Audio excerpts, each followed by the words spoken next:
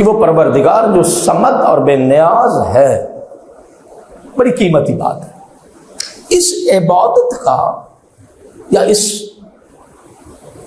بندگی کا راز کیا ہے؟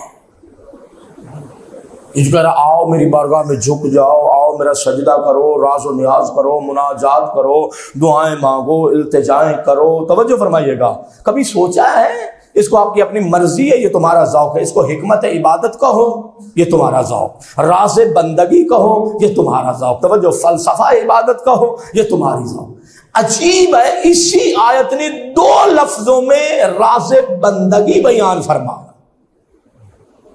قال لعلکم تتقون، پروردگار چاہتا یہ ہے کہ تم سارے کے سارے متقی اور پرہیزگار بن جاؤ۔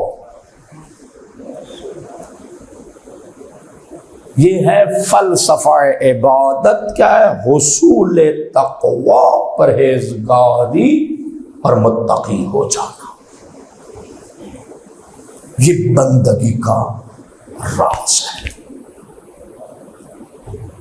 قیمتی ترین حصہ پڑھنے لگا۔ اب سوچئے، جب دعوت الہی ہے، کائنات میں سب سے عظیم سجدہ کس ہستی کا ہے؟ سوچئے ذرا، خالی ذہن نہ بیٹھے، سوچنا۔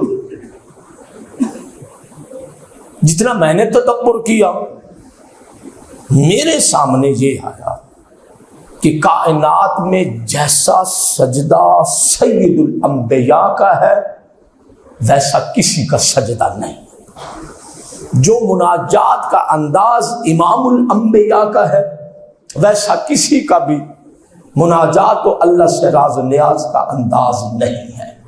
غور فرما رہے ہو نا؟